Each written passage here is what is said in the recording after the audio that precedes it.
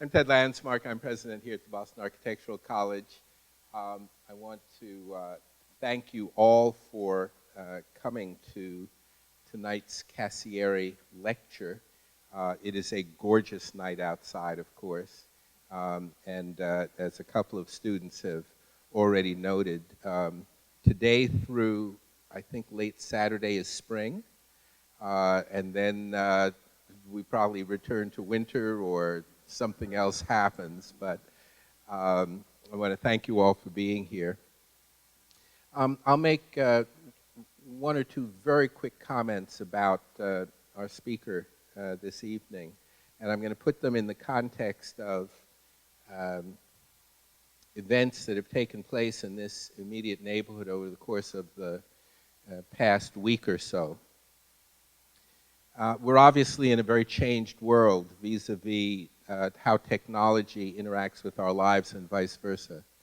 And I met Paul just this past winter when he made a presentation to a group of professional architects and interior designers, landscape architects, at a Design Futures Council meeting.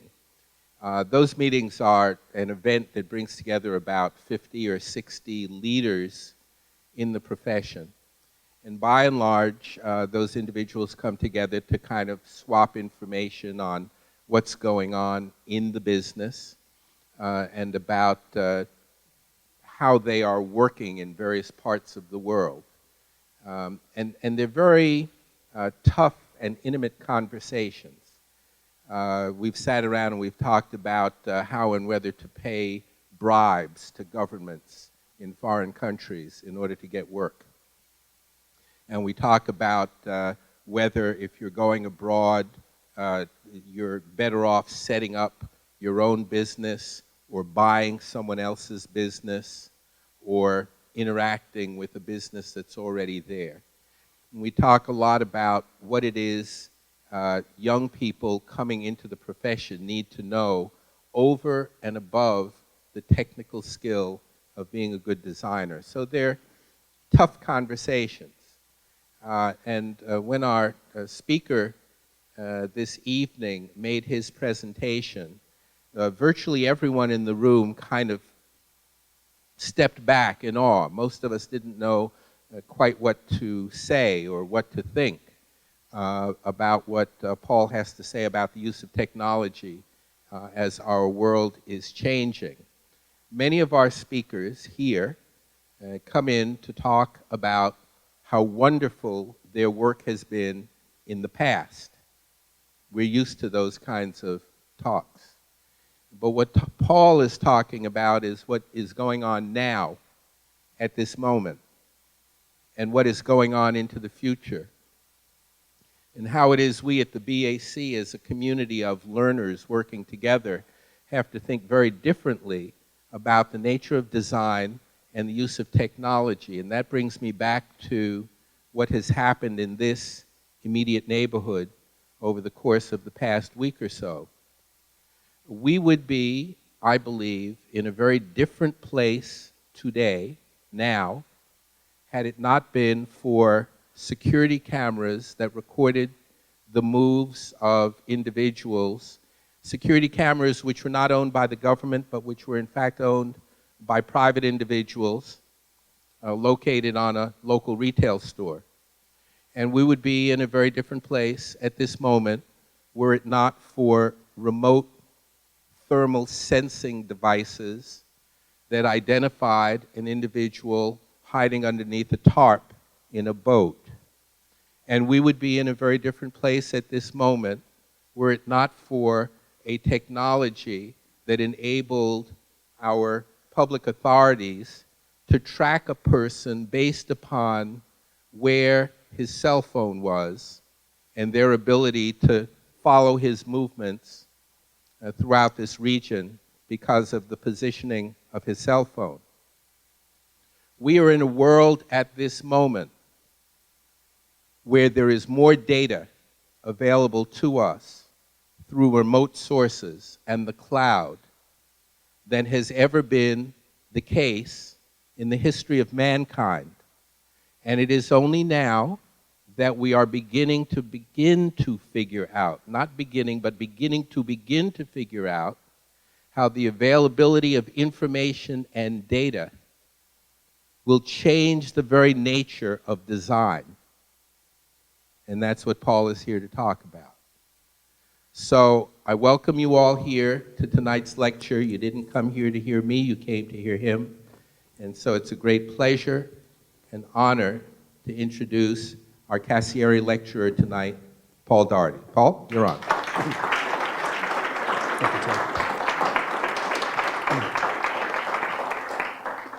I was born and bred in New York City and worked with the New York City Police Department from September 18th, 2001 to April 2nd, 2002, down in Ground Zero. I took a walk this afternoon in an unbelievably beautiful time. Thank you for ordering this beautiful weather. I actually went to school across the river for a number of years and know what type of weather's here, so this is like something like you want to be outside. And I got shaken up. I'll be honest with you, there's a kinship that does happen that goes well beyond just this idea that things happen when you read in the newspaper, you see on a website of what stuff happens. And I just want to make just a quick reference to what did happen, but it's something that was said both in the New York Times and in the Boston Globe recently, and I'm going to paraphrase that. It's about those people that are weak and terminally maladjusted. We are going to roll our eyes when it comes to whatever backward ideology is out there. And we will move on with our lives. Last week's Memories Are There remind us about two things. That this is our house, and we're not afraid. That's the way that we're going to start this entire conversation. Because you know what? I'm pissed off. What happened there was something that no one will ever probably really know the actual facts and all this other stuff. At the end of the day, this is the world that we live in. I want to give a little bit of background about who I am as an architect. Yes, I'm licensed, I can get sued, a whole bit. But really where this comes down to is, well, I lived a long time in China. And you don't hear about a lot of stuff that happens over there either, but they're real. And one of the things that Ted and I actually discussed this afternoon was, we've been sucked into this entire world of social media and all sorts of things to do with the internet. And you'll hear a little bit of background about where it actually embryonically happened within our profession and where certain things that happen outside of our control start to drive certain things. So to hear a little bit about my background, I think can give the context as to where we're at right now, only because I'm only one example, but there's thousands of them.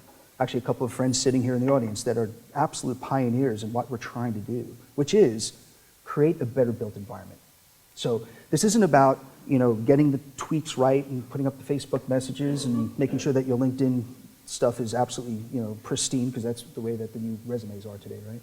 It's about making sure that the information that you are exposed to, how you filter it, to make you better at what you do.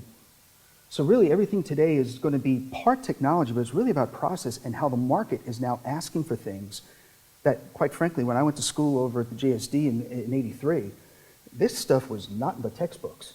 So we're all learning here. We're all pioneers. Part of my background is that I got involved with the internet because I did work study at school with IBM. I was the guy that designed a lot of their trade show booths for things like Comdex and PC Expo and stuff like that. It was really, really cool back then. Except that what was interesting was that I had to learn the technology in order to design the booth. So these wonderful technologies called token ring networks and microchannel and PS2 architecture, right? Yeah, it didn't work. We have things called Ethernet and Wi-Fi and all sorts of things today. What was interesting about learning from the ground up was that the design of the booth was driven by the market need having to be driven by technology, which was very fascinating to me. So I sort of have like this dual role of being very involved with the IT industry, but I still have to put up buildings, which I still do, like real buildings, real construction, that type of stuff. My last building was the Mott campus, which was 4 high schools being built in the Bronx and behind Yankee Stadium. The Yankees, in order to build their stadium, had to give money back to the neighborhood, and the School Construction Authority then took that money to build this new campus. It was about $465 million, and I was a GC as an architect. So yeah, I get my nails dirty. So everything you see here is about technology and how that works, but really it comes down to what you're going to do in the field and how you can leverage it or not. By the way, the highest level of technology on that $465 million project was a fax machine. That was only 5 years ago. So, all this stuff of BIM and BUM and BIM, or whatever, yeah, right. Yeah, guess what? Work gets done. It's about the information that gets onto a piece of paper so that Miguel can actually place that particular piece of work in order. That's the reality that we're dealing with. What we're going to talk about today, though, is how we can take a lot of these tools so that we can start to change the process of design. The process of design, so that we have more time to design. Because the time element is something that's always, it's the big piece that always frustrates a lot of folks. It's like, when is pencils down, to use an old school term? Well, what we did was, when we were working with IBM and working on real projects, I got exposed to a lot of things back in the mid-90s called the dot-coms. And this was when the internet first came about. Now, I learned about the internet in 1992 through IBM. Some folks said, you're using Lotus Notes really cool, which was actually developed across the river over here. And we were using it for design build. So I was an architect, but I always felt that I can't believe I'm going through a 5-year program and never have to step foot on a construction site. I want to learn how it works. So we designed and built this design build firm. And we're using Lotus Notes really, really well, except it was really expensive and really arduous because people in the construction industry, we don't want to know about right mouse clicks and all this other stuff. We just want to get the work done. So I got pulled into this whole thing of being the subject matter expert because I was exposed to a guy named Mark Andreessen, who was a student at the University of Illinois in Champaign. And he had this really cool tool called Mosaic. And what it did was it took all that ugly data on the green screen and made it graphic. It was the first graphic web browser. And through my friends at IBM, we got introduced. And I dropped Lotus Notes within a week because hyperlinks were doc links and it was easier. So we were a web-based organization by November of 1993, which was when AOL, I think, started taking off. So we were a little ahead of the curve, but we didn't know we were ahead of the curve. And because we started to do a lot of really cool things with project management and sharing drawings and sending the drawings off to our blueprint house, people started to take notice going, what are you doing? And what happened was I personally got pulled into this role of being a subject matter expert to Silicon Valley venture capitalists that were getting a ton of business plans about saying, we got this new way of using the web to improve the construction process. And through that, I got introduced to a group called Charles River Software. And they were developing a really cool tool because these were refugees out of parametric technologies that were the big engineering group at the time. And they had this thing called object-oriented CAD, which was really about making a parametric design. And we renamed it Revit. And then we sold it to Autodesk. And it was now, this is a really cool story about being an architect. So, we're struggling, we're doing architecture, doing all this stuff. I get pulled in as a consultant into this team that's doing some cool stuff that wants to take an engineering program and make it, useful to architects. And an interesting thing happened along the way. I took stock options instead of getting paid money. This is a really important lesson for business. Because we sold $2 million worth of seats and we were bought by Autodesk for $133 million. That's a good payday, right? So if you say architects can't make money, yes we can, but, and you know the joke, right? If you want to be a millionaire as an architect, start them off at 10 million. Sometimes that happens, right? But what was cool was it set us off into an entire new world because the dot-coms crashed and now all of a sudden Autodesk was involved. And a guy named Carl Bass, who was the chief technology officer, he really liked what me and a group of 3 other people were saying about, well, what could we do with Revit? Because really it was a tool that was just an algorithm. It really wasn't even a product at the time. They've done a good job over the past 11 years of kind of making it more useful. But at the end of the day, Carl said, well, what else could we do with the internet? And so he left Autodesk and we created this thing called Buzzsaw. And with Buzzsaw, we kind of stumbled upon this idea of creating an entire universe up on the internet that would have things like building product manufacturing information, sharing of ideas, maybe a little bit of project management, and we did pretty well with that. So Autodesk bought that. Carl's now the CEO, and that was pretty cool. But then I was sort of like wayward. What do I do now? I didn't want to be like an Autodesk guy. Nothing wrong with that, but it's just my thing. And a group out of Las Vegas, it's actually an old friend I went to architecture school with. His dad had a design build firm called Marnell Carrero. And they moved out from Brooklyn out to Las Vegas, and they hooked up with a brand new guy that was developing casinos called Steve Wynn. And they created this thing called the Mirage. They designed, build the Treasure Island, and then they really hit big when they built the Bellagio. So they did really, really well. And they did wonderful things. They made a nice profit. And what they did with the money was they bought across I-15, which was no man's land. That's where the little local casinos were and stuff like that. They bought a piece of land and created the Rio, which became a big, big deal because that was a big hit because no one ever went across the highway, and they did very well. When they did that, they realized that they had to manage the facility. And you can imagine it was like 1,200 rooms, which means that you have a lot of toilet paper, a lot of towels, a lot of pillows and all this stuff, and they constantly changing those things in and out. So they looked at technology to do that, and they created a technology. There was about 6 of us. We created a technology called Tririga. It's now the staple for IBM's Smarter Planet, Smarter Buildings, Smarter City program. So we've had some really, really good success until I met some folks in 2005. Again, weaving in and out of medical facilities and this thing, that thing, just to keep my architectural chops going. And what was interesting was this group was looking at the built environment through satellites. And they created an engine that would allow you to go from the universe down to a continent, down to a state, down to a city, down to a neighborhood, down to directions of where to go, like maybe to grandma's house. So we hooked up with these guys, and they were just awesome to work with. They're all French. And they sold their technology off to Google, and you know it as Google Earth. So we've had some pretty good success. Architects have been involved with all these really, really cool technologies all the way through. No one knows about it. Which is one reason why Ted said, I think it's important that people know that it's not just some guy. I mean, you probably saw your name and said, who? We're sort of like Intel inside. We keep really quiet. We're sort of like the CIA, right? But the most important thing about all those successes up until that point of software was I could never have done it without a good architectural education, number one, because it's not about building a building correctly. I could take you out for, I don't know, a 6-week exercise and teach you how to build a building. It's also not about creating great spaces. You're supposed to do that. What's most important is the idea of understanding that the education allows you to think macro and micro really, really quick. That is a skill set that is needed in business today. It's a skill set that's needed across the board, not just in architectural firms, which will always be pumping out great design because that's what we're here to do.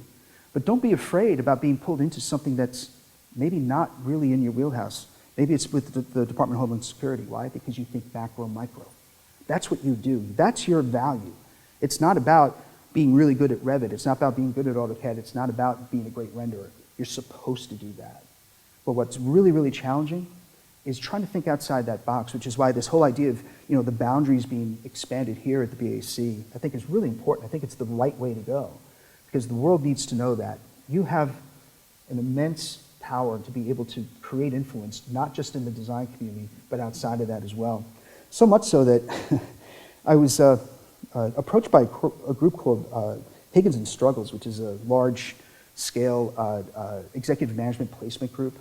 I mean, being in architecture, you're sort of like, that's what Citibank uses to find their CFOs and stuff like that. And I got this phone call out of the blue. It said, listen, we ran across your resume, and it'd be really interesting for you to listen to what this opportunity is. And what it was they said that in the United States government, there's a real push to start to integrate technology into the walls, floors, and ceilings of their facilities.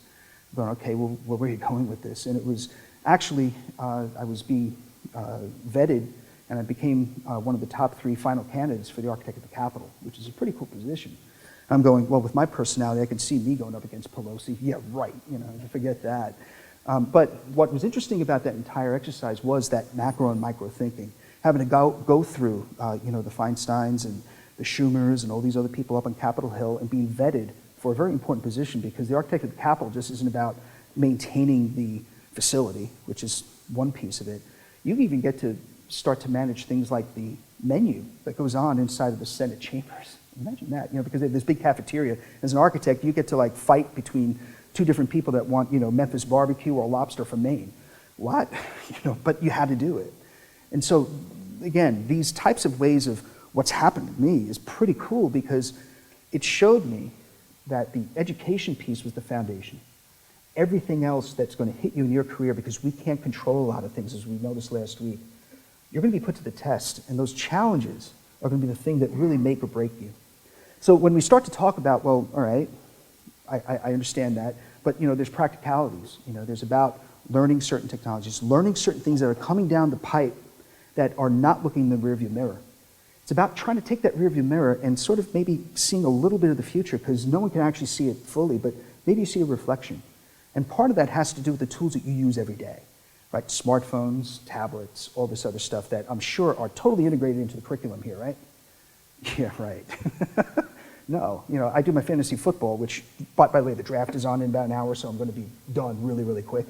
But the idea is that the innovation on the edges is really where the new world is starting to expose itself, because this stuff is coming at a velocity that we have not ever been challenged with before. I think Ted said it correctly. Never in the history of the world have we had so much access to data. That's one piece of it. The other piece is what you do with it. So a lot of the things we're going to talk about tonight are really about, well, what's going on in the outside world? Because what happens in the outside world is going to have a direct influence on what you're going to be hit with. When I take a look at these design tools, well, I call them design tools, but these technologies is really probably the difference between what sort of tools you have to create your palette. Let's say you want to stick with the design profession. You want to be an architect. Well, what happens when your owners and the people that are going to be asking you to make these decisions start talking about virtual worlds or media tablets or cloud computing, 3D printing. By the way, 3D printing is just such a mass media thing. It's actually called prototyping. We've been doing it for decades. It's just that it's caught a really good trend right now that it's cheap. $300, you stick it up in your dorm room and you're printing out stuff that you can make a lot more money creating jewelry than architecture. I mean, it's amazing. Then you have the idea of big data and the Internet of Things, and my favorite, the holographic displays. But what's interesting about the world of tech and the world of the built environment is that they are in parallel. There was a technology that was developed outside of Philadelphia called Primavera, and it was the tool for the construction industry on how you managed a project. Now, it's not down to the daily reports, although you can get there, but it handles things like requests for information, RFIs. It allows you to see where the critical path is over, let's say, a 2-year project. It's a guideline, and it's very, very popular because it fits into a thing called project management. And there was this huge push, probably about 10 years ago, for the IT industry that always had cost overruns. Like you'd have an IT group and say, okay, we're going to build this thing for GE, and it's how they're going to pay their vendors. And it would be a 3-year project and cost tens of millions of dollars, and it would always go over, and it would never be on time. So the IT industry took a look at our industry and said, well, IT's built the same way. We have to have a foundation. We have to have some sort of infrastructure. We have to have a core and shell. We usually wrap it with something really pretty, like a building envelope, the user interface. And we have to have something on top, like a roof, so that things don't leak, like data. In our case, rain or snow, especially in Boston, snow. So this whole idea of looking at it in parallel, Oracle bought Primavera. Why? Because Oracle is a huge IT shop, right? And now they have about 80% market share now for all project management for IT projects based on Primavera. That was our tool. Pretty interesting, right? So when we take a look, I want to turn this around and say the IT industry works this way. There's always a technology trigger. There's an innovation, right? There's something that goes on out there. The iPad comes out. Okay, what can we do with it? Then all of a sudden, it goes through this heightened expectation going, oh, I can't wait till this thing's come out. It's going to be great. And then you get it, and whoop, you're really disappointed. And that's usually what happens in every technology. There's this innovation curve. It's called the trough of disillusionment. Sort of sounds like our economy. But then we also have this idea of a slope of enlightenment, that all of a sudden, once it reaches that point of going, I give up on this, I'll wait till the next thing comes out, things start to pop up and they become real. Things like, oh, the iPhone wasn't the first smartphone. The iPad wasn't the first tablet. You see what I'm talking about here? All of a sudden, it starts to become mass market. It becomes just how you do business. Back in the day, before IT really took off, I could never understand how a business could do business without a fax machine. Could you imagine doing business without email? Could you imagine doing any sort of architecture now, production-wise, outside of the world of a computer? There's people that still do it, but there's places in the world for the Amish too. Right? That's not to say that that's wrong, and there'll always be a place for that. It's just that this is the way that the majority of things are starting to push in the IT industry. So these arrows are certain things that I feel that we should be taking a look at as a profession. The first I'm going to show you is just a quick example of an actual real project and why these convergences of technology done in the internet now all of a sudden become real, especially for architects and designers that think, maybe I should start to take a look at this. And here's what we did. About 4 years ago, we got approached after giving a presentation, and I'll explain what this means, smart cities in New York City. And sitting in the audience were a bunch of folks from Target. And they said, this whole world that you're talking about being able to move through space and being able to hook your 3D worlds into our real-time data information, like let's say, I don't know, inventory control, for all of our products. I think there's something there. So they hired us. And what we did was, I'm going to show you what we originally did. What we did was we took a gaming engine and we just started to place objects. Now the cool thing about this entire world is that this gaming engine was free. And then what we did was we took all the different pieces of information, like all these different shelves and these things called gondolas and all the lights and all this other stuff. We just created this empty environment. Cool part about this is that we then started to hook it into the Target system back in Minneapolis, because all 2,036 stores were modeled like this because they're just big boxes, right? They looked at this and they treat their big boxes like cities. There are certain aisles that people go down that the manufacturers want their products placed on those high trafficked areas. And where you place that is very important, because 80% of all the revenue of Target is in product placement. It's not in sales. They don't care about sales. It's about the product placement, which means that all 2,036 managers of every store across the United States have to place that box of Kellogg's cornflakes on that shelf, because Procter & Gamble, or Kellogg's is paying a lot of money to place it there. So there's this entire team that goes out of Minneapolis that does geographic looks at all these different stores. Maybe they hit 5 stores a day to go, okay, click, click, click. And that's how they do, or that's how they did it 5 years ago. That was approximately about a $48 million cost to them every year. So what we did was we said, okay, no, this is cool. And we were able to set up the stores. But then what we did was we hooked it into the back-end inventory system, because a gaming engine, and this is probably going to be a theme that you're going to hear throughout the day, allows you to do some really crazy things, such as you're not just placing this on the 0, line somewhere in a Revit world or Navisworks or something like SketchUp. What you're doing is you're placing this into a geospatially perfect environment based on latitude and longitude with a negative z-axis and a positive z-axis of where you can place objects. So that we had Target go out and photograph for us all 6 sides of every single piece of merchandise in one store.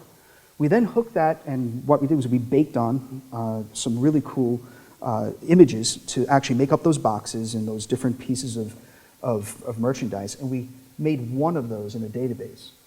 Then what we did is we made sure that our database would talk to the inventory system, like let's say of this store, which is actually in St. Paul.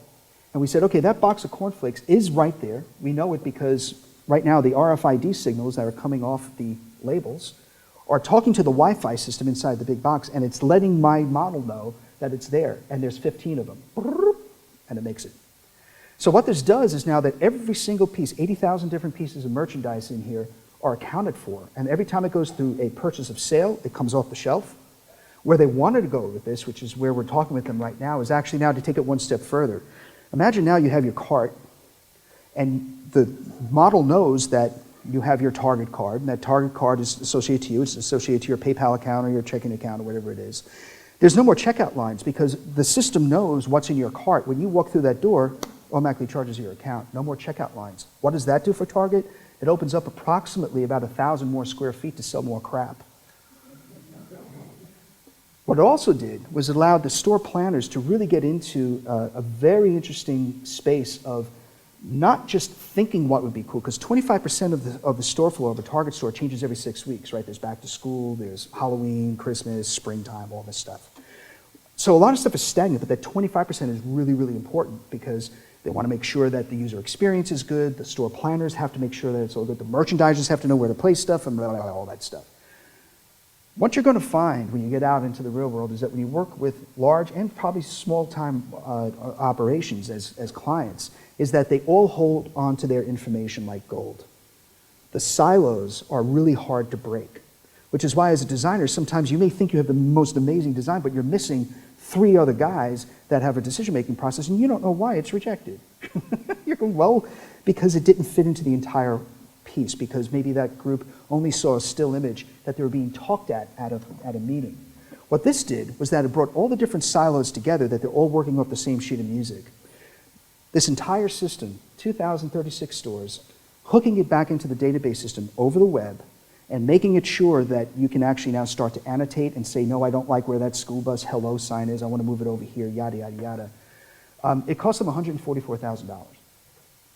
It saved them $38 million the first year by limiting the amount of people that had to go out to check where all that stuff was. Remember I said that was a $48 million line item? So huge return on investment. These are the things that when you use the technology that's available to you, gaming, this was done in SketchUp with 3D Max, burning all those images onto the 6 sides of every box. This was an architecture. This is architecture to us. This is BIM to us. And did I mention the word Revit? Building information modeling is not about a tool, it's about a process. It's about making sure that the big data that you hear about out there is used in a very, very unique way. This is only one store, one client. What we started to do after we went through this exercise was actually take this one step further and start to take a look at, well, what would really help communicate our design intent, right? Because the big communication issues are about, through the iterative design, communicating with the client, communicating with the constructor, communicating with a whole bunch of different people. So some of the ways that we're looking at technology, this one is going to be released May 15th. It's a technology that works both on Mac and on PC. It's available right now for pre-order on, by the way, I don't have any association with this. I just think it's cool technology. $79.99 off bestbuy.com. So you can pre-order it. And look what this does. Now all of a sudden, we're no longer talking about a mouse. We're not talking even about touching anything. We're talking about using this world of design that we've lost that touch of being able to use a pencil and touching a piece of mylar, that existential energy that goes into design. We've absolutely lost that. Actually, there's an entire design world and generation, starting with me, going backwards. And I'm afraid about certain designers out there, including yourselves.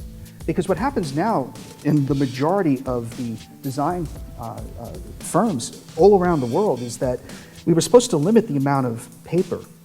But what we've done is we've increased the amount of paper that we print, because instead of having a big sheet that we used to compose at inside of a studio that you may be working on, like a project, and maybe there's a more experienced designer that happens to walk up behind you because he's just going back to his office. And all of a sudden he sees something out of the corner of his eye. It could be that your lettering was off that day, or maybe your lines were just a little off, and it just triggered a conversation. And the studio was really meant to be about storytelling.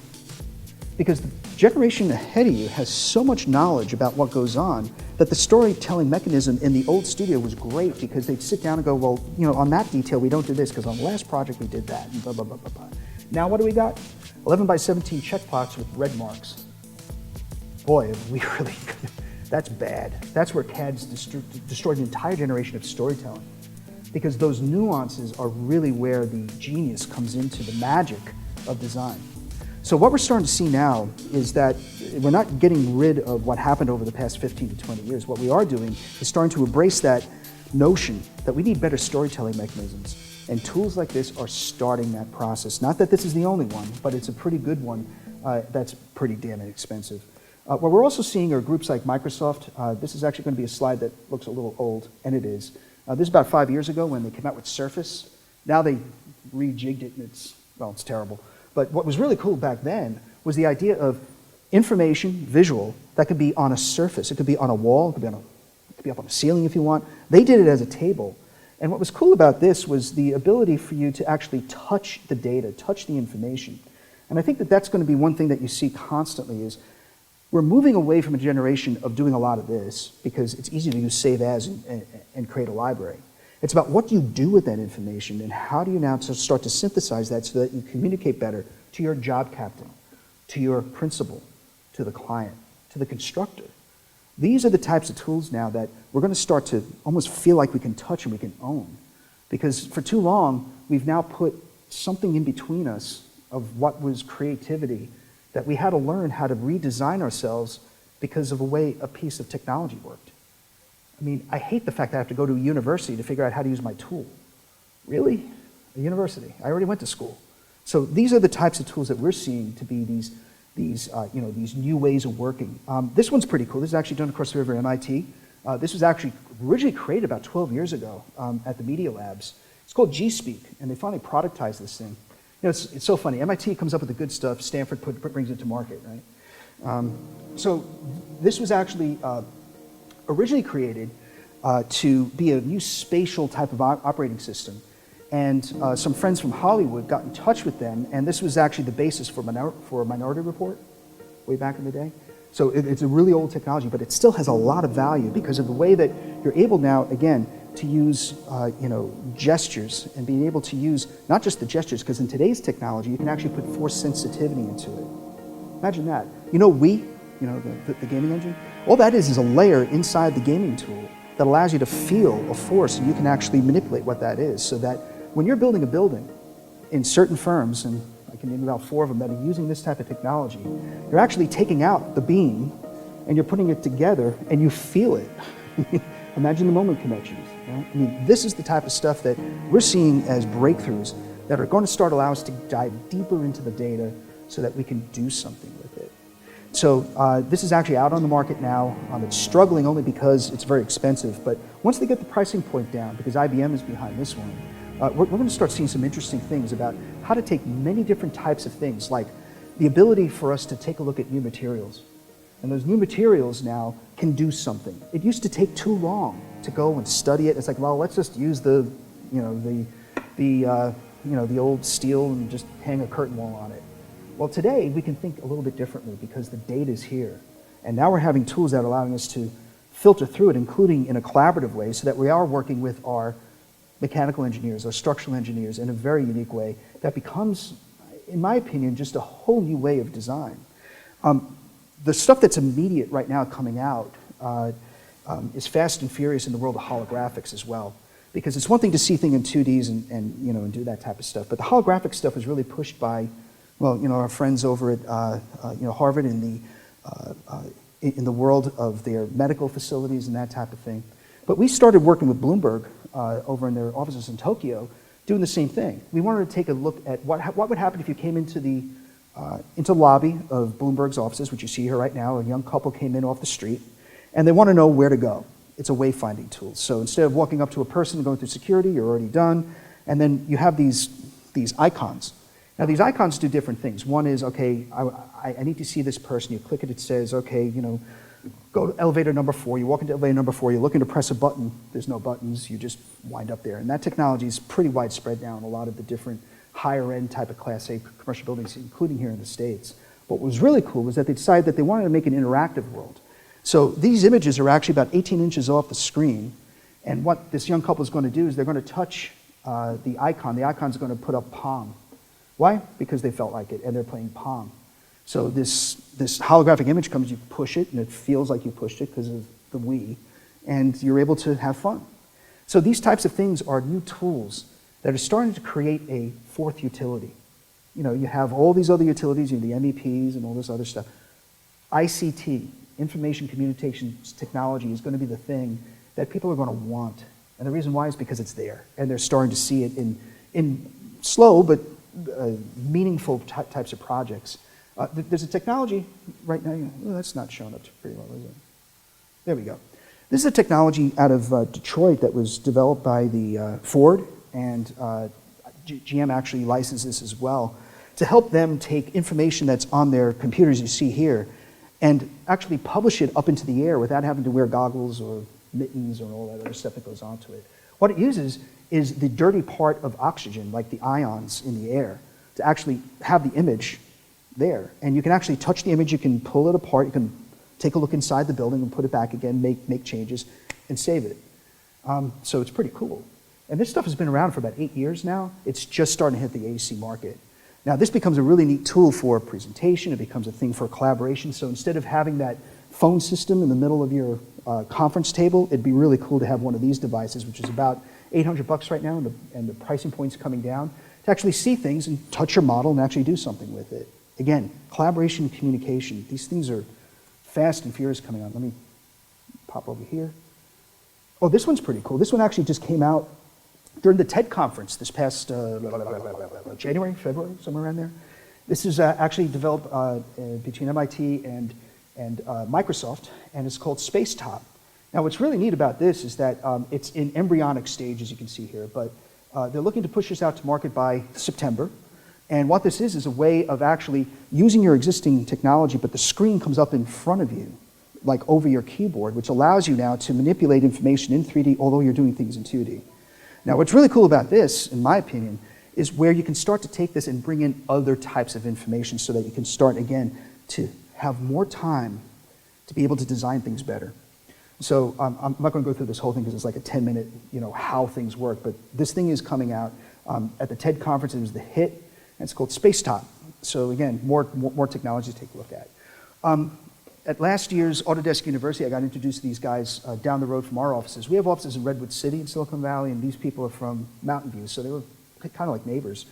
And they did some really interesting things with Maya. Oops.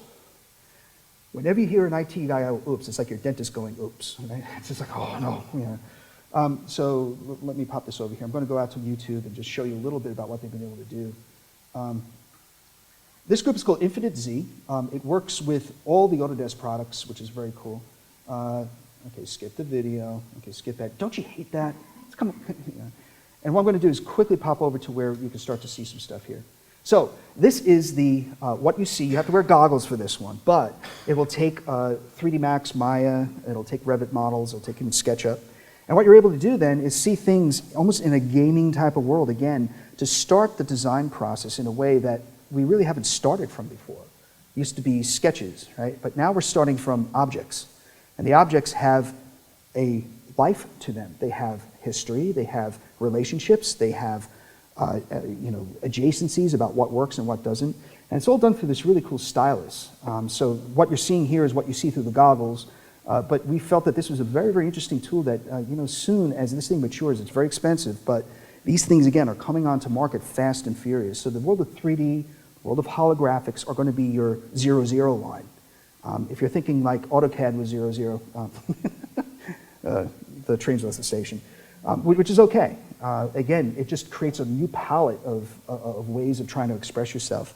I had the absolute luck of the Irish being able to fall into a bunch of different movies and TV shows having to do with folks that wanted to learn a little bit more about how the real world works so that it became more realistic. This one from, I thought was always one of these really cool sci-fi ways of working. And I always looked at sci-fi as like, yeah, well, it's in the future, that type of thing. But the futures guys that work with these studios are just awesome to hang out with, especially when you have a couple of beers and maybe a doobie. It's unbelievable. I didn't say that out loud, did I? But the idea is that they have these wonderful worlds that they create that quickly become reality. So my job, and what I want to do within the next 12 months, is actually to create some of the stuff, which I'll show you what we're working on. You saw the target thing, which is one piece, is actually to take what happened in Iron Man 2. I know Iron Man 3 is coming out, but I thought that the special effects on this were just stunning from the standpoint of design. That you're able to now to, again, touch things in midair and do something with it, and then they interact with back-end data that has intelligence. Now we're onto something here, and I thought that one of the interesting, I'm going to try and find the exact spot here. I think I just have to wait. Sorry about that. I'm going to vamp here a little bit because the really cool part is coming up, and it's when they go to the Flushing Meadows Park, and it's it's like a regular model like you'd see in an architectural firm, and then he goes boom, and it becomes 3D holographic, and he's able to spin it and do things like that. My goal is in 12 months to have that. And why? Well, because I just want it. That's just damn cool. But these are the types of things that when we start to take a look at what Hollywood's doing, it's not that far off for what we want to do. And how that then comes to market is not going to be through the big boys. Those days are over, and we actually learned that from the amazing mass market acceptance of apps. Don't be surprised if you don't see a whole entrepreneurial world pop up in the AC industry that is not going to be the Bentley Autodesk, blah, blah, blah, blah, blah, blah. It will be these groups that just do unique things, very discrete, that just do things great, that work with other things. And that's the cool thing about the cloud, is that there are technologies that we didn't create, not in this industry, but the IT industry did. Don't be surprised if you ever hear this word called REST. It's an API or a programming language that allows you to take objects in the cloud and be able to use them within your environment and come up with something new. So again, the nomenclature is changing really quick. What we are finding is that there are plenty of touch points that we can actually look at. There we go, my favorite right there. Being able to take that and do something with it. So that's where we're looking at this world of interactivity being really cool. But one thing that I learned about, I think it was about 1987, there was a book called 2001 IT, or something like that. And one of the great pieces of that particular book was that they said that with all the high tech, people still want high touch. Right? Think of a fax machine, think of people that still print out emails. You know, usually the principals in offices, that's okay. But the idea is that you still want to control it and touch it, right? So this idea of 3D printing became really, really interesting, especially with the world of 3D systems out of the Carolinas that just bought up one of the best groups that came up with this really cool technology called Cube. $300 piece that just plugs into your USB port, and you print out, literally print out models. Now, one of the interesting things about this is that the process of how we have been taught for a very long time in architecture is not in rapid prototyping, right? That's not what we do, only because we didn't have the tools, we didn't have the skill sets, and I have a lot of X-Acto knife, wounds over here to know that you can't build a model too quick. I mean, there's a thing of how you do it, and there's great modelers out there. This democratizes that, which means that we should be looking at industrial design people about how they go through their design processes, because they do rapid prototyping really, really, really quick. But now with the cloud, you're not talking about the limitations of rapid prototyping just in the physical space, but also in the rendering world. Because that's one big thing, like with us, right? We love beautiful things. We want to see things perfectly. So when we start to take a look at what the cloud brings, you're not talking about the limitations of your network or your laptop not having the right NVIDIA card and all that crap that goes along with it. That goes away. You now pop open a browser, you actually hit a site, and you can actually pay per use and use thousands of processors, which is where things get very interesting, which means the processing of how we go through our design iterations is fundamentally going to change, not because I'm saying, it's because it's happening. So when you get to the point where you want to print something out, it's inexpensive enough at $300. But what's really cool is how you get there now becomes even quicker. The velocity of how you go through those design processes. McGraw-Hill had a conference in March in San Francisco. I love watching a TV show when I'm in the States called Bloomberg West. It's sort of like, Bloomberg TV is sort of like, it's like a stuck-up New Yorker, right? But Bloomberg West is like, no one wears ties. It's like Silicon Valley news. It's really cool. And what's neat about that entire thing is that they constantly are going through these processes of what's coming up, what's established, the money exchanges, all that stuff. So McGraw-Hill decided to pull up out of Manhattan and land themselves right in San Francisco and have what's called Future Tech West. And there was a professor out of USC that started to talk about, the 3D printing. And I'm going, okay, here comes another presentation that I can scoot out and get to Starbucks. Except they said, I'm going to print a house in 20 hours and I'll show you how I did it. And that's what he did. He has a system that literally extrudes out of a Revit model buildings. And he's actually proved it out that it takes 20 hours to actually put the building in place, and then of course the curing of the concrete needs to put into place. NASA liked it so much, this is how we're going to build our stations on Mars. And what's really cool about this little thing that he gave me here is, look at the astronaut. He's using the clipboard, and it's like, man, you missed it, man. It still doesn't work. But the idea is that this thing is real. I'm going to be having this presentation along with a lot of the, who this guy is and all the YouTube and contact information. I'll hand it over to, the folks here at BAC and be able to distribute to you guys. But definitely check this stuff out, because now all of a sudden we're not just printing models in scale, we're printing full-scale buildings. And NASA is putting a lot of money into this because they think that's how they're going to build out, Mars Station or whatever they're going to call it. Pretty cool. But then it gets even cooler. In Europe, they're actually using BIM models to print cities, for real. It's called Tigerstone. It's used in the Netherlands. And what they do is, if you want a herringbone type of way, well, you print it out that way to that. And maybe you want a different type of way of having those bricks put down, you can actually change it on the fly. Really, really cool stuff. So you're printing cities. This stuff's getting sick, isn't it? I hope they print out a World Series for the Yankees, but that's another story. So this brings us to this whole world of, okay, well, we have this holographic stuff, we can print stuff. What's this thing about cloud? And how's that going to affect you? Well, specifically, a group out of Portland, Oregon, that has been in stealth mode for the past 4 years called M6. They have the first true BIM-based cloud solution. That is a Navisworks, Revit, Maya, 3D Max killer. So that caught our friend Carl Bass by surprise, and he just invested $5 million into this group. Pretty interesting. This stuff rocks. This is called Veil, is their product. It is a holistic solution that is not the authoring tool. You still use all the tools that you learning today, but it puts it into an environment in the cloud that allows for instant rendering. Something like this would usually take with a really, really good server, I don't know, maybe 4 or 5 hours. This happens on a mouse click. On a mouse click. They have rendering farms that I just are staggering. So it's a really, really interesting tool that allows you to take a lot of different people from a lot of different parts of the project. Here's the key. Who's going to own it? Because what you don't want to be is an architect that's a subcontractor of design services. That's the danger. The contractual obligations and the contracts are going to change drastically because of risks, liabilities, and new technologies. So just be aware that there's a lot of tools out there that if the GCs or who knows, even the subcontractors, which are the largest implementer of BIM over the past 5 years, are the subcontractors.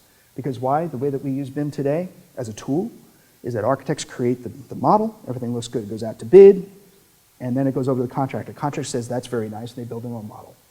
It's this thing called big BIM, little BIM. Right? We have the big BIM of this is the design intent, but how we're going to get work done, GC gets it and puts it out to the mechanical, the electrical, the plumber, the structural guy, and they actually are rocking with this stuff. Because they can do clash detection, they can do all this other stuff, which is sort of low-hanging fruit, but they're taking control of the information. It's the one thing that we always did as architects. We always controlled the information.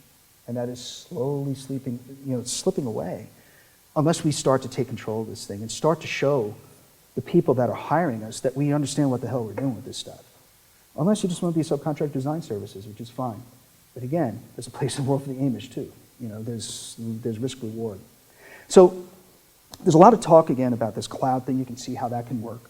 This thing of Internet of Things really started to fascinate me about 5 years ago, where I was looking for something to do.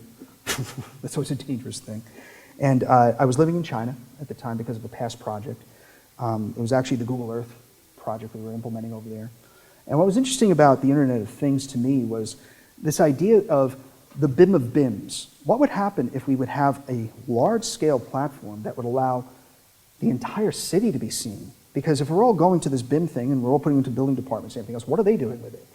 So what we took was this idea of smart cities, and we started to take a look at the emerging markets, things like the UAE, Saudi Arabia, India, China, Singapore, and start to see, well, there was this movement that we saw with IBM with their Smarter Planet, Building Smarter Cities program, Cisco with their Smart Connected Communities program, Schneider Electric with their Smart Cities program, and we said, there's no architects there.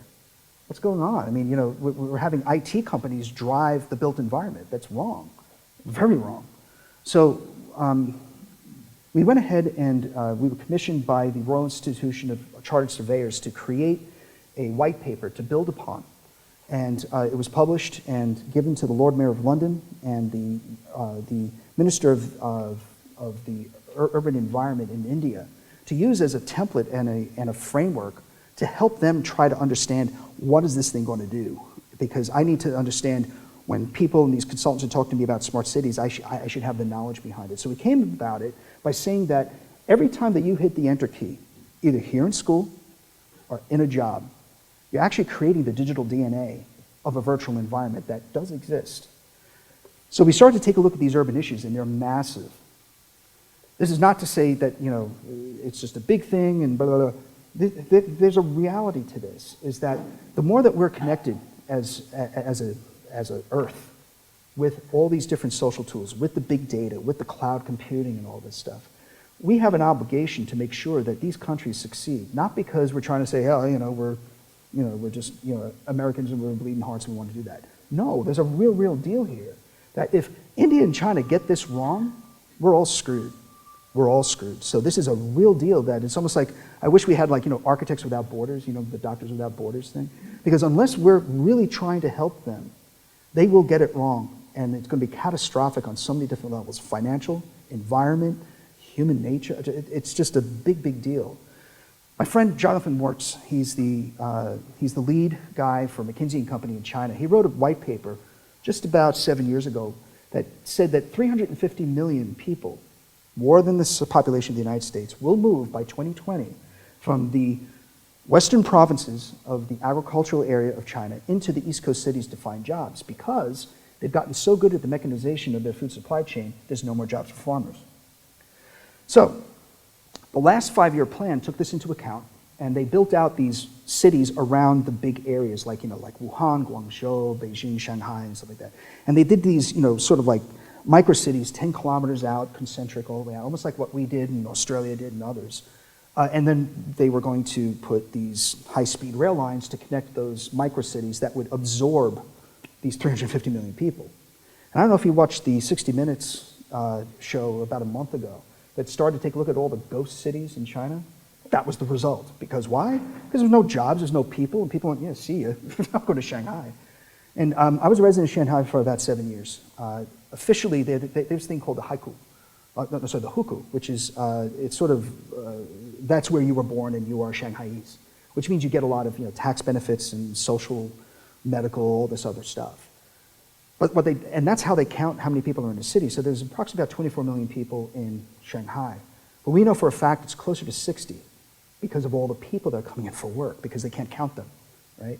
And I know that when I go about 2 or 3 kilometers in central Shanghai, I actually just got back on Sunday, you can't move. And now they're saying another 350 million people come in. What's going to go on? So 3 weeks ago, when the People's Congress got involved, they said, well, we're going to forget that plan because it does 3 things really wrong. Number one, we're building a city and thinking that they will come, but they just walk right through it.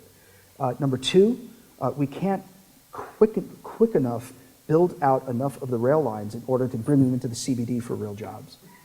Number 3, more cars were sold last year than the past 5 years here in North America and China. And I don't know if you've seen the air pollution in Beijing and Shanghai the past couple of months. It's been unbelievable.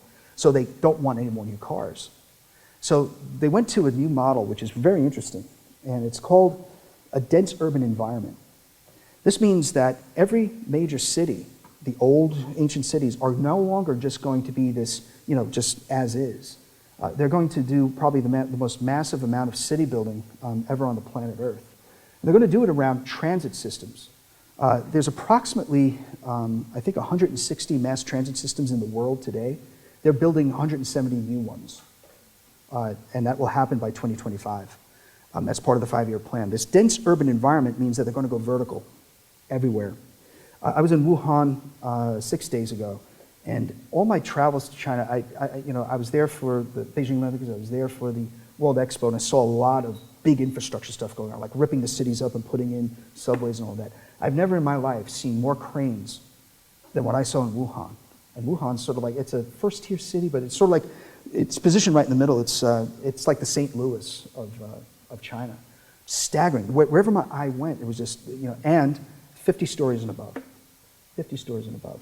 So the plan here is to take all these transit systems and build out entire cities up above each station, that they become sustainable for energy, for economics, for schools, for groceries and everything else. They're going to build cities in the sky, and that's the next 5-year plan. They have, right now, for the project that we're working on in Suzhou, which I'll show you, it's a $1 trillion project, and they have plenty of cash, and they're planning on doing 170 of these.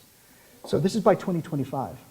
So if you think that, things are going okay here, we're coming out of the recession, holy cow. Now the trick is, are we all going to move to China? No, we're not going to do that. I wouldn't suggest that. It's a lot of fun. I love the country. I mean, my wife's Chinese, my son's born there a whole bit. But it's not for the faint-hearted. Just ask Disney, trying to put up Shanghai Disney. There's issues. And there always will be, especially as a Westerner coming in. But there are going to be opportunities for us as designers to help those groups do things. There are certain restrictions about what you can do as a designer, such as you cannot do construction documents in a local area in China. Why? Because they put out 40,000 architects every year, 40,000 every year, out of Tsinghua University, Tongji University, that go into these huge manufacturing plants, if you want to call those of design, called design institutes. They got to create jobs for those folks. So what we're talking about really soon is about having this world of Western design, which they desperately need, because quite frankly, they're just not good at doing the innovation part. They're great at doing the production part and building buildings, but they need the guidance, and which is why I said they've got to get this right, and I think we have the tools to be able to collaborate, and there's money there. So the whole world of design will change because the markets are no longer in your backyard. It's not about putting up, a Starbucks up in Back Bay. That'll still be there, but where the real value of what you create is going to be in these emerging markets. So much so that these energy hubs called the Transit Synergized Development, or the TSD, is a real deal. Not just the money behind it, but the overall development of what they're trying to do is the right thing. And this one, this was actually designed originally by a developer out of Hong Kong called Shuiyanland. Very, very famous in China because they've done a good job of nurturing that relationship. There's also Sun Hung Kai that's actually working on this as well. But this is the picture I took about 10 days ago. Looks like a big pair of pants. But it's like I said, they need help with design. I'm sure if I went into a fundies class here, I could fail, but they're building it, just is what it is. But the overall concept, I think, is really going to be something that we need to pay attention to, because in Hong Kong and Singapore, they've already done that. Every one of the major train stations, subway stations, you come out, you're into a retail mall, which then has commercial, which then has residential up above it. They perfected that, but now they want to do it on steroids. So very, very interesting things going on. This idea, though, is really put into the context of what we call smart cities. Because after it's built is how do you manage it? Do you know that the word and the profession of facility management does not exist in China at all? Their average, according to the government, the average life expectancy is 23 years for every building. We know that it's about 8 because of the poor construction. 8 years. So you're talking about all these big 50-story buildings, you tear them right down again and put them back up again. Why? Because it creates jobs. You've got 1.4 billion people that need jobs. They don't want facility management. They want property management to be able to make sure that the transactions happen good. But for facility management, you can't do it. You can walk into the equivalent of a Home Depot and not find an air filter. Really? But that's China. So there's a lot of learning. They're a very young country, a very old culture, and they're all trying to get themselves together here. So when we put this thing into a framework of smart cities, it's not just about China. We've taken a look at groups like Singapore, which is a highly modern urban environment that takes care of every square centimeter because they don't have enough land. They're an island nation. So they have this group called the Urban Redevelopment Authority, which is sort of like the big kingpin there that makes sure that every piece of new development that goes on actually fits into an overall urban planning exercise, which is really interesting. Because now all of a sudden you're not just taking into account the design, you're taking into account, well, that particular building has maybe 40 families. We're going to stick that model into the model of Singapore. And guess what happens? No more environmental impact studies because you can actually see what happens. What happens on Friday at 5 o'clock when the people in that commercial building come out? How many people take the subway? How many people drive cars? How much water is used? What's the energy usage? All that stuff is built into the BIM model. Interesting, right?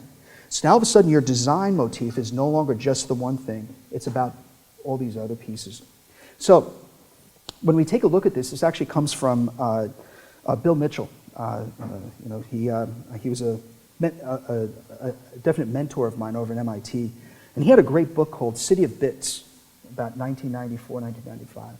And he was way ahead of his time when he started talking about this idea of cities, that it really was about equivalent to the human body, so that we should really start to take into account, the health. Where's those datum lines about what makes a healthy city, so that you as an architect can go in and make sure that the project you're working on for your client fits within this ecosystem. It's a fascinating way of looking at things, which is why we went ahead and started to model Singapore, all of it. 1.3 million buildings, 172 square kilometers, done in a gaming engine that allowed us to have a tolerance factor of 1 centimeter. So it's geospatially perfect. The reason why I'm mentioning this is because we then took the same idea and went to New York, went to San Francisco. And what we did was we literally created this gaming world that now we're taking a look at not just the emerging markets, but also the existing cities. And no better place than here in the US. Because the cities here in the US have a huge, huge, big issue in that there's so much information and data that it's in disparate formats, that trying to get one thing done is a big deal, which is why Mayor Menino actually created an entire group called the Innovation Group. Because if you can imagine, every city in the United States has workers that have been there through many administrations, and the administrations come and go. The administrations want to show that they're doing something, but try and get the building department to change to go to, I don't know, QR tags. Good luck with that, right? First of all, those individual departments don't want to make a mistake, because then they could lose their job. So what they've done is that they've created this innovation group that says, right, we're going to take the risk from you, and we're going to test out all these new ways of working so that we can get building permits out quicker, so that we can make sure that our urban planning is in place, so that we make sure that the water department is more efficient. Brilliant way of working, so much so that San Francisco's adopted the same model. So Boston is actually a leader in a lot of the smart city approaches of how to get work done. This type of paying attention is something that we're actually following one group in particular called Google, not just because they bought our technology, was because they have this thing called the gig fiber network. And what they did was they went through this exhaustive study of different cities of where they were going to put the first gig fiber network in the United States. They chose Kansas City. Kansas City, the hub of innovation, right? I call it flyover country, but you know what? We followed them because a gig fiber network, if I can put it into context, is imagine data going through a straw. That's what we have now. They have the Grand Frickin' Canyon. Now that doesn't mean that you put more videos of grandma up on Facebook. That's not what that's for. What it's for is to do something different. Two things are going to be done different. Number one, they've decided that they're going to create a 3D model of both Kansas City, Kansas City, Missouri. They're going to start the process of HUD, the Housing Urban Development Group, because there's 18,000 properties that are derelict in East Kansas City. And what they want to do is make sure that the monies that are being allocated every year are being spent wisely, because Kansas City, although it's the 13th largest metropolitan area in the United States, does not have a plan on how to market to developers to come into these areas to help regentrify those areas. They don't have anything like that. And then we start doing a study. There's not one city in the United States that has that. Isn't that amazing? It's just that, if Starbucks wants to put up something, they sort of know where they want to go, but they're discounting, well, Kansas City. So they've now taken this into account to say, now we can have a tool that can start communicate out what our design intent is, because in gaming, remember, you can use time very, very simply. You can actually go backwards in time to show things, and you can move things forward to actually what ifs, a lot of different scenario planning, cheaply. So that's where Kansas City is taking that first approach. The second approach, which I think you really like, is the Kaufman Institute is a large private institution there that puts out a lot of money into that area. And if you've heard about this thing called the Google car, it's a self-driving car. And there's a lot of folks here that really don't want to own a car, but like the Zip cars are pretty cool, and Car2Go. And there's interesting things going on that are being experimented with. But the Google car actually got approval by the state of California to be you can go into vehicular traffic with it. It's never had an accident. And the cool part about it is that it's a smart car. You sort of just get into it and you swipe your credit card and you go. The thing that was missing was, well, once you go, what else can you do with it? Of course, Google's all about data. So there was this kid that was at this presentation in Kansas City, and he said, he was at the University of Kansas, and he said, I think I have a really cool technology here. It's a piece of nanotechnology that can be put into the admixture of asphalt, which will generate power and also data.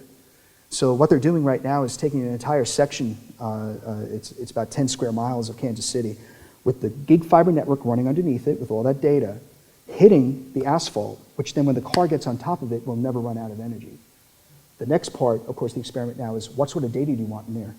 So you can actually have a multimedia thing, because you're not driving, and just sit back and, I don't know, watch, Zero Dark 30. I don't know, just whatever you want to do. Interesting things that the self-driving cars now are now part of this whole world of craziness. One really cool example, and I'm going to actually start to pop through this in a quick way because I don't want to take too much more time because it is still a beautiful evening outside, is this idea of taking mobile technology and putting it out into the field. There's been a lot of talk about Google Glass, which I'll talk about here in a second, and other things. But what we are finding is that when you can actually take technology that already work, like Foursquare, checking with Facebook, that type of thing, you know how that does it. It triangulates where you are at. Now on a job site, this becomes really interesting. Because now all of a sudden, as the designer, you can be going onto a job site with your iPad and actually showing what should be in reality and maybe what is not. interesting stuff going on in the field. Disney said that they really liked the idea of what we did here with our San Francisco model, which we actually just took our model and ported it onto the iPhone. We have it on iPad as well, where you can check yourself in, and now you can wayfind yourself. Yelp loves this type of thing. But what they liked it for was for preventive maintenance. Being able to walk around with your iPad because you have your building, right? It's on the server in the cloud. You've checked in, there's an AC unit, so that if I'm doing Space Mountain in Shanghai, I can literally take out my iPad, click it in, I'm now clicked in scale to all the information that's back on the server for historical information, diagnostics, and after I'm done with my diagnostics, it automatically gets put back into the server. The big problem, of course, with preventive maintenance is that, are you working with the right type of information? Is it the right model? All that stuff. It goes away. Just goes away. So interesting things going on with the mobility pieces here that I've been following. Of course, Google Glass is one of these things, and there's also a competing one. I don't know if you know about it. It's called Vue6 that's actually being used by DPR Construction on the new Apple campus. It's interesting. They're not using the Google Glass because they were banned from anything Google. They're so petty out there, So what's cool about this is that it projects information in front of you. You can also take pictures of it going out, and it sounds really good for things like inspections and stuff like that. But I'll tell you what, man, this thing is freaky. Have you ever worn it? Has anyone ever worn these things, the Google Glass? Yeah, $1,500, really? Bring that price point down. But it gets into privacy issues and a lot of stuff. I think this first iteration is going to be fun to experiment with. I think it's going to be really, really cool if we get some of these holographic pieces in place and can actually push those apps out so that we can actually see in one eye what should be and what we're seeing in reality is another. I just don't see where it's going to make a huge jump, but it's a step in the right way of bringing information into things like this, that the technology becomes transparent to the process, which is why when I was introduced to the new iWatch, which will be out by Christmas, this became interesting to me. Because Apple's iWatch now talks with your iPad and your iPhone. It's not meant to be its own computer, like a Dick Tracy watch, right? It's meant to augment that. So I think that, again, this idea of apps and augmenting things that are customized to the way that you work, and you work, because we all work differently, it's pretty cool. It's no longer Microsoft Office or Revit, and you have to learn that whole thing. It's about piecemealing things together that make sense. So I'm going to quickly just blow through this. This is the idea and the framework of what's called business intelligence and analytics. It's exactly what architects do, except you never provide these services. You specify Carrier, Trane, Otis. Then all of a sudden, Johnson Controls, Siemens, and Honeywell, Fortune 500 companies, take over the management of that with sensors and all sorts of measuring devices. And then you get groups like CBRE and Jones Lang LaSalle and others that manage that entire process. And then you get McKinsey & Company, IBM, and Accenture coming in saying, I think, Mr. Building Owner, you should be doing this different. Why are we giving that away? We have all the data. We create the digital DNA of every one of our projects, yet we never think about reselling it back out. IBM, Accenture, McKinsey & Company recreate all this information at thousands of dollars an hour, and they're eating our lunch. Why? As architects, we own the data. The data that actually then, that we give over for contracts is something that is just, well, those are deliverables, but we own the data. So the IP, start thinking like an IT group. The IP that you create should be in the world of visualization so that you can create new ways of revenues. In the case of San Francisco, now this is really interesting because it crosses two things. Number one is the world of LEED. When I went to school, LEED was called good design. Why we branded it something is just bizarre, which is why the United States government has dropped LEED over the past 3 months, right? Army Corps of Engineers, Tri-Services, they all said, well, you're supposed to do that. You're supposed to design something sustainable. Because LEED, the problem with LEED is that it has no reference point as to performance. The Department of the Environment in San Francisco. So Melanie Nutter and her group decided that it would be really cool to start to take all the information of how the buildings are performing inside the Central Business District, the CBD, and start to see those LEED Platinum buildings that have all the big plaques up on Market Street. Are they really performing that way? So by law, every commercial property owner has to submit, along with their quarterly taxes, 5 points of data energy usage. And before that was acquired, they had this Google map with all these different locations. They were all green. Everyone was doing great. Once they got the real data, 85% failure. So it wasn't that we designed something wrong. There was lots of different things that need to be taken into consideration. So what we did was we took this and made it 3D. And what we found, which is interesting, is that even building envelopes of an adjacent building can start to affect your LEED performance. Why? Because it could be a south-facing wall that has reflective glass that is pushing that energy onto your building, and you're using more energy. Like, duh, but we don't think like that. Now we have to. So right now, the Department of Energy, the Department of the Environment in San Francisco is going through this process and actually talking with their building owners to say, you know, we got something here that we need to address.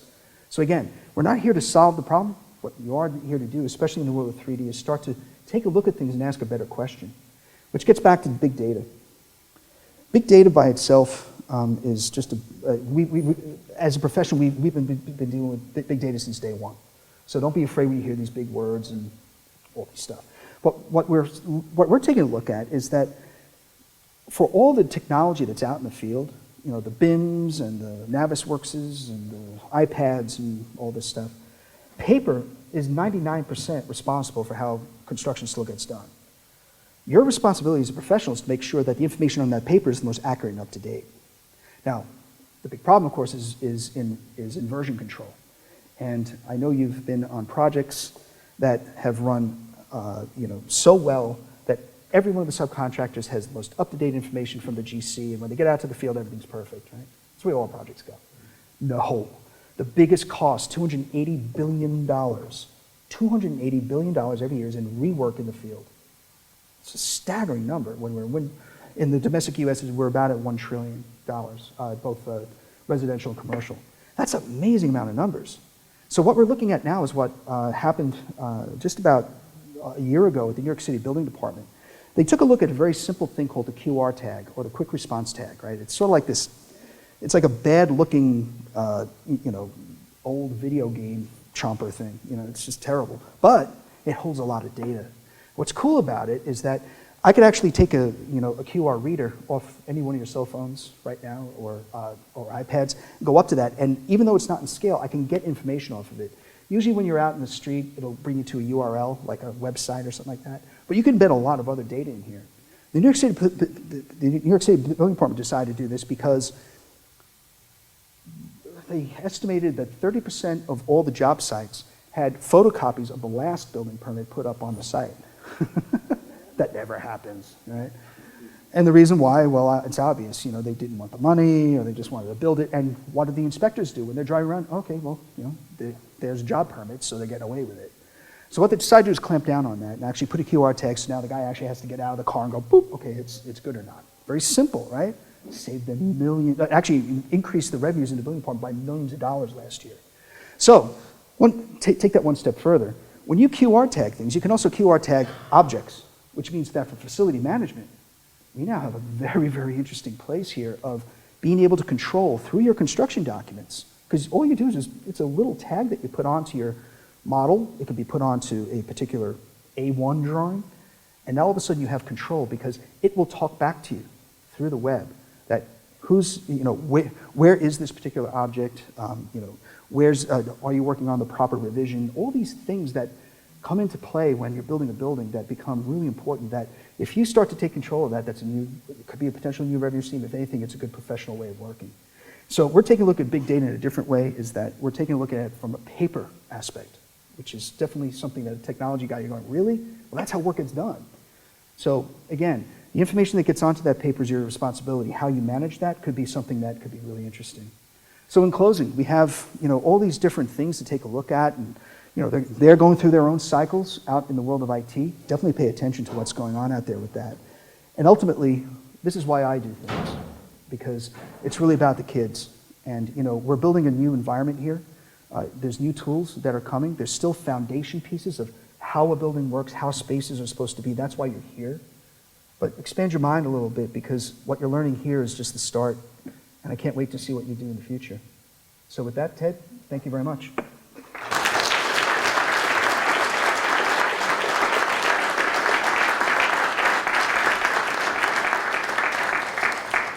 Pardon my ignorance. Can you hear me? Okay. Pardon my ignorance on the QR code, but something like that, is that something that we could update information on the fly so that the contractor in the field can quickly scan the QR code and get information, and then us at our office can update it on our computer, and it immediately goes to them? Yes, and the way you do that is think of the QR tag as a router, right? That it's pointing to something that could be dynamic, like call it a web page or something. That can be constantly changing, but what the QR tag is, it references that. And that can be even automated. And that's the cool thing about it, because it's free. Free is good for architects. Yeah. Just to backtrack on what you said earlier, I know it's amazing to see all of these new innovative ways of designing and doing all this editing through technology, but don't you think there's gonna be like some concerns with like where true art like being made by hand is gonna be a concern? Well, how far do you think this technology is gonna take us in doing designing as an architect? Great comment. There's a group of developers just south of Atlanta called Serenbe. You may want to check it out. It's S-E-R-E-N-B-E. It's actually started by a guy named Rawson Heverty.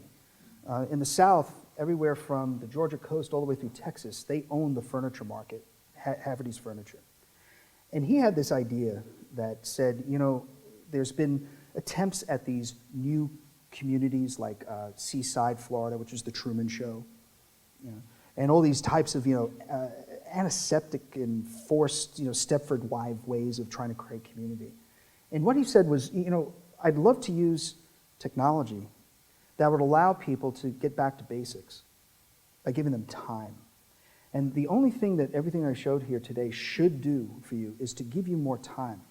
That the essence of craftsmanship, you know, I'm not a big believer in the prototyping stuff. Prototype is a prototype. 3D printing is 3D printing. I don't think you should be 3D printing a city. I mean, if you want that, I got cities to level, that's good, Memphis, but other places like that. But for the most part, those are ideas. But when it comes down to reality, I'm really hoping that a lot of these technologies allow the craftsmanship and the real artisans to be given a place at the table that they didn't have before because of time, because of budget, and because of, quite frankly, people didn't know about them. So when I talk about this app world, it's really about that. It's not about having, you know, the mega solution, you know, the Uber solution. Those days are gone. It's about finding, first of all, who those artisans are. Number two, make it that it's part of that budget so that that budget line item becomes real because you're saving money with doing the other things. So I see it more of an ecosystem rather than a direct line. Is it going to happen overnight? No. I'm staying at a beautiful place in Back Bay. And just the wood going up the stairs, it just takes your breath away. What happened? You know, I hate that I have to go up to like a BIM library and pull something down because of a budget constraint because I got to do a stair and I want to work on something cooler. So, you know, you put a placeholder in there, it goes out to bid, and guess what? You got what you got. It sucks being an architect sometimes because you want to be able to have that time to do that. So, you know, I can foresee a cottage industry of artisans that would be part of the process, but then it becomes, is it up to the architect to actually go out and take the time to be able to do that? So, yeah. Yeah, we've begun to identify some firms, newer firms, around the country that are using this technology as a way to then enhance the art and the craft of what they do. So, for example, Shop in New York, which over the period of just a decade grew from being a small firm that had won a competition to design a beach next to PS1 in New York. In that time period, using this technology, has reached the point where they've just finished the finish work and the design for the new Nets stadium in Brooklyn. They were only able to do that because they found ways of saving time, both in terms of the design end and the production end, in a way that then gave them the time to work with artisans and craftspeople about how to do things they wouldn't have been able to do otherwise. It's like being a student here. The question is, how do you manage your time and what do you do with it? And if you can shorten the time that you need for the basics, that frees up time to do the more creative work. By the way, when you get to the level of being master geek in the construction industry, you're given one of these. Right. Yes, one last question. Anyone? Comment? Yes. So my question to you is regarding the urban planning that you're showing for China. And I was wondering what your thoughts were on cities like Lagos that are sort of suffering the same concerns in terms of people who are traveling from the rural areas going into the city, but the infrastructure is not where China's is, or they still have a long way to go. And I was wondering how something like smart cities would help that, and whether it would destroy sort of the organic fabric that's there right now, and how would that sort of change how these new developing cities, or cities that are still developing that don't have a lot of infrastructure, and how is that going to be affected by your plan? Yeah, oh, good. That's a can of worms right there, because I came from a school that was like Corbu brainwashing, which was pilotos everywhere, and everything should be white. Oh God, it's like a Richard Meyer nightmare. So the idea of contextualization I hold near and dear to my heart, right? Because it works in Hong Kong and Singapore, should Wuhan be building up 50-story structures? And actually, the numbers are staggering. 50,000 on the average, 50,000 new buildings, 50 stories and above in the next 6 years. 6 years. That's 10 Manhattans. Is that something that we want? Well, there's some interesting talks going on right now. Initially started last week in Hong Kong about, are you trying to put the internationalism of like what happened in Dubai, which looks like architectural throw-up. It's like, because you couldn't do it in Boston because it was rejected, oh, we'll just put it in the Grand Thing in Dubai. God, looks like a spaceship landed there. There's no contextualization to what makes Dubai Dubai. And that's actually led by a bunch of guys there, a bunch of sheikhs that didn't want to, they're almost embarrassed by their emirate because they had no oil. Dubai is a trading port. So they needed to create something out of the sand. And the jury's out about how that works. And when you get into the continent of Africa, it is the next great way of either screwing it up or they're doing it right. And it's black and white. There's no gray area. Some of the more established areas could be a way of showing the world that you can start to take smart city ideas, but smart doesn't mean that because you did it in San Francisco, we just take that whole thing and put it here. It means learn from the processes of what happened, but then integrate that into what makes Lagos Lagos. I mean, it has a special place there. That's going to be, wow. You're talking about policy, design, technology, and the intersection of that is going to be the success for emerging markets, because you don't want to do what Abu Dhabi did, which was to announce a $28 billion new carbon city called Monster City. And then 2008 happened, and everyone lost their shirt, and they now have a little over $180 million to build out the whole thing. MIT is really pissed because they lost a lot of their money, and the only building standing there is the MIT labs. But they're also looking long term, and I think that that's something that the people in Africa and the leadership there should really take a look at these emerging cities, specifically the debacle that's going on in India, where you can't get good running electricity in Delhi that's consistent more than 3 hours before everything shuts down, which is why everyone has generators. And they're going, oh, India, China, the next big thing, they're going to overtake America. Yeah, good luck with that. Get running water.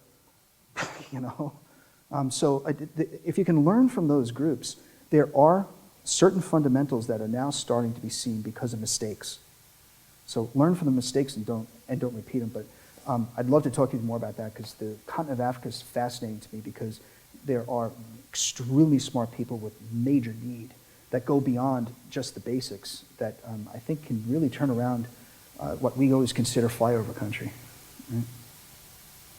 This lecture is named after Arcangelo Cassieri, as is this room, the great, very long-term humanitarian dean of the BAC. And so each year at the conclusion of each of these lectures, I get to stage dive? he's been looking for this all afternoon. No, but what you do get is the Cassiari Medal for this year, and so we're grateful to present this to you. Thank you very much, Paul Doherty. Thank you very much. Appreciate that. Okay. Very nice. Okay. Thank you all. Thank you.